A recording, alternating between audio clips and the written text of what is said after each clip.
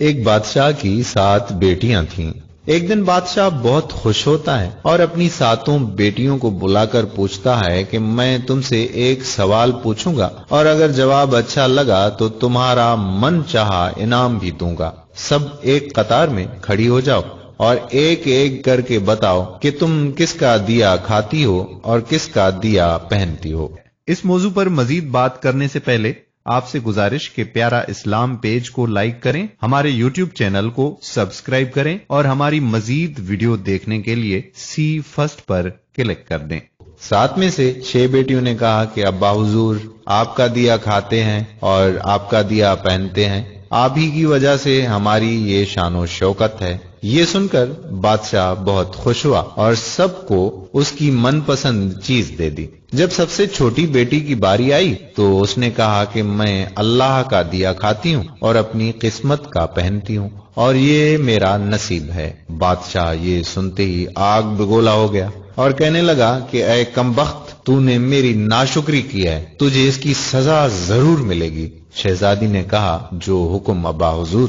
بادشاہ نے سپاہیوں کو حکم دیا کہ جاؤ اسے جنگل میں چھوڑاؤ، میں بھی دیکھوں کہ یہ میرے بغیر کیسے اللہ کا دیا کھاتی ہے اور اپنے نصیب کا پہنتی ہے۔ شہزادی سے تمام زیورات واپس لے لیے گئے اور خستہ حال کپڑوں میں بغیر کسی ساز و سامان کے بادشاہ کے حکم کے مطابق جنگل میں تنہا چھوڑ دیا گیا۔ سب سپاہی شہزادی کو چھوڑ کر واپس چلے گئے۔ شہزادی جنگل کو دیکھنے لگی، چاروں طرف درخت ہی درخت تھے اور دوپہر سے شام ہونے والی تھی کہ شہزادی نے سوچا کہ کیوں نہ کچھ لکڑیاں جمع کر لوں تاکہ رات کو آگ جلاؤں، پھر کوئی جنگلی جانور پاس نہیں آئے گا اور رات بھی گزر جائے گی۔ شہزادی جنگل میں لکڑیاں ڈھونڈنے چل پڑی۔ اس کی نظر ایک جھونپڑی پر پڑی جہاں باہر ایک بکری بندھی ہوئی تھی اور اندر سے کھانسی کی آواز آ رہی تھی۔ پہلے تو شہزادی بہت حیران ہوئی کہ اتنی ویران جگہ پر جھونپڑی۔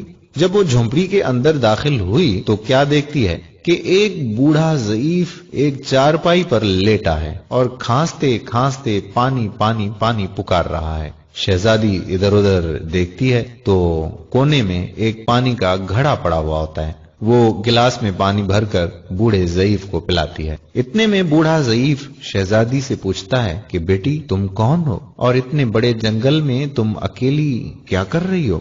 تب شہزادی اسے پورا ماجرا بتاتی ہے کہ وہ یہاں تک کیسے پہنچی۔ بوڑھا ضعیف اسے جھونپڑی میں ہی رہنے کا بولتا ہے اور کہتا ہے کہ میں شہر میں کام کرتا ہوں، صبح شہر چلا جاؤں گا اور 8 دن کے بعد آؤں گا، تم یہیں رہو اور جھونپڑی میں کھانے کا سامان ہے اور ندی پاس ہی ہے، تم وہاں سے گھڑا بھر لیا کرنا۔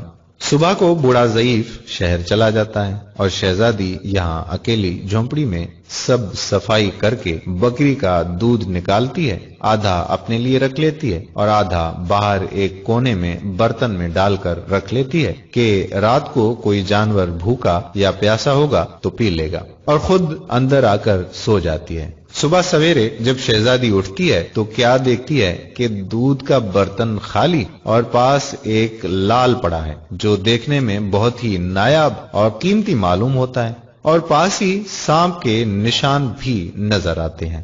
تب شہزادی کو یاد آتا ہے کہ بچپن میں اس نے سنا تھا کہ جب کوئی نایاب سانپ بہت خوش ہوتا ہے تو ایک ایسا لال اگلتا ہے کہ جس کی قیمت ہیرے جواہرات سے بھی مہنگی ہوتی ہے۔ شہزادی بہت حیران ہوتی ہے اور دل میں سوچتی ہے کہ شاید سانپ بھوکا تھا، اس لیے وہ دودھ پی کر خوشی میں لال چھوڑ گیا۔ پھر وہ لال اٹھا کر اپنے پاس رکھ لیتی ہے اور پھر اگلی رات شہزادی برتن میں دودھ رکھ دیتی ہے اور اگلی صبح جب دیکھتی ہے تو پھر ایک لال ہوتا ہے۔ ایسے ہی کرتے کرتے 7 دن گزر جاتے ہیں اور شہزادی کے پاس 7 لال جمع ہو جاتے ہیں اور اس دن بوڑھا ضعیف بھی آ جاتا ہے۔ تب شہزادی اسے لال دکھاتی ہے اور سارا واقعہ بتاتی ہے اور بوڑھے ضعیف کو 3 لال دے دیتی ہے اور کہتی ہے کہ شہر جا کر یہ لال بیچ دو اور آتے وقت اپنے ساتھ محل بنانے والے مزدور لے کر آنا۔ باقی 4 لال شہزادی اپنے گلے میں مالا کے طور پر پہن لیتی ہے اور کچھ ہی مہینوں میں جنگل میں ایک عالی شان محل تیار ہو جاتا ہے۔ جس میں بوڑھا ضعیف اور شہزادی رہنے لگتے ہیں۔ ایسا خوبصورت محل جس میں ہر آرائش، نوکر چاکر، دنیا کی تمام نعمتیں موجود ہوتی ہیں۔ شہزادی جنگل میں لکاڑی کی فیکٹری لگا دیتی ہے جس میں غریب کام کرتے ہیں اور ان کی روٹی بھی چلتی رہتی ہے۔ دیکھتے ہی دیکھتے جنگل شہر نما بن جاتا ہے اور دور دور تک دھوم مچ جاتی ہے کہ شہزادی بہت ہی رحم دل ہے۔ یہ خبر ایسے ہی بادشاہ تک پہنچتی ہے تو بادشاہ کے دل میں اشتیاق ہوتا ہے کہ دیکھوں تو صحیح کون سے ملک کی شہزادی ہے جس کی اتنی تعریف ہے۔ بادشاہ سپاہیوں کے ہاتھ پیغام بھیجتا ہے شہزادی سے ملنے کا۔ یہاں شہزادی کے سپاہی جب شہزادی کو بتاتے ہیں تو شہزادی یہ حکم دیتی ہے کہ بادشاہ سلامت ایک ہی شرط پر ہم سے مل سکتے ہیں کہ وہ اپنی تمام بیٹیوں کے ساتھ آئے۔ سپاہی جا کر بادشاہ کو پیغام دے دیتے ہیں۔ ایک دن بادشاہ اپنی تمام بیٹیوں کے ساتھ شہزادی کے محل جاتا ہے۔ شہزادی ان سب سے چہرے پر نقاب پہن کر ملتی ہے اور ان کے لیے 7 رنگ کے کھانے پیش کرتی ہے اور ہر کھانے کے ساتھ اسی رنگ کا جوڑا زیورات پہن کر آتی ہے۔ محل کی شان و شوکت، خوبصورتی اور شہزادی کا انداز بادشاہ اور باقی تمام شہزادیوں کو بہت حیران اور متاثر کرتا ہے۔ آخر میں بادشاہ شہزادی سے کہی دیتا ہے کہ تم میری بیٹی کی جگہ پر ہو اور میں بھی تمہارے کہنے پر اپنی تمام بیٹیوں کے ساتھ آیا ہوں، پھر ہم سے یہ پردہ کس لیے؟ بہت اصرار پر شہزادی کہتی ہے کہ ٹھیک ہے، میں تیار ہو کر آتی ہوں۔ سب شہزادیاں آپس میں سرگوشی کرنے لگتی ہیں کہ اتنی تو تیار ہے، اتنے مہنگے زیورات پہنے ہوئے ہیں، اب اور کتنا تیار ہو کر آئے گی؟ اتنے میں کیا دیکھتے ہیں کہ دور سے ایک خستہ حال کپڑوں میں کوئی آ رہا ہے، اور غور کرنے پر بادشاہ کو یاد آتا ہے کہ یہ ابھی تک زندہ ہے۔ میں تو سوچتا تھا کہ اسے جنگل کے جانور کھا گئے، اور جب میں نے اپنے سپاہیوں کو اس کی خبر لینے بھیجا تھا تب انہوں نے ہی بتایا تھا کہ وہاں شہزادی کا کوئی نام و نشان نہیں ہے، تو یہ کیسے ممکن ہے؟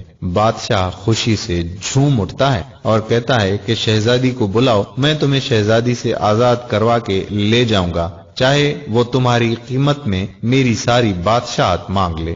یہ سنتے ہی شہزادی بولتی ہے، نہیں ابا حضور، میں ہی وہی شہزادی ہوں۔